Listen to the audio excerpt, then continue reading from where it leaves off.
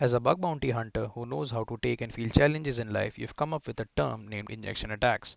These attacks are relatively related to any parameter abuse to break the code. Now, to mitigate injection attacks such as SQL or excesses that we will discuss some other time, developers adopted ORM or object relational mapping to simplify database interaction and improve security.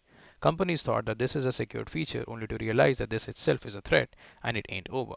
ORM injection happens by exploiting ORM frameworks, making them to run arbitrary queries. Basically, ORM works like working with objects rather than working with database queries directly.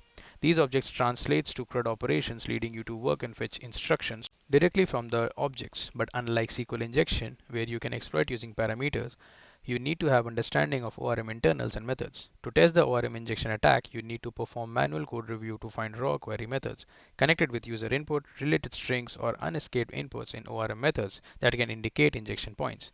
And that will need a heavy recon about the target. There are automated tools, if you're rich, to find ORM injection vulnerabilities that analyzes code bases for ORM injection points. Another simple method is to test input validation to check ORM query errors by adding SQL control characters or keywords. One can conclude tests by performing error-based testing that you generally do just as in SQL injection vulnerability. Now, for bug hunters, there are some hints for popular frameworks parameters. For Python, look for extra or raw parameters. For Spring, it's create query with concatenation, while for Node.js, it's sequelize query. Now, this all will work only if you can identify the framework either by HTML headers, verifying cookies, reviewing source code, URL structure, error pages, etc. And for that, you need practice. Remember, practice makes a hunter better than previous day, but it ain't a guarantee that you will become better than other bug hunters. Look for weak and vulnerable implementations by the above keywords, and you may find one.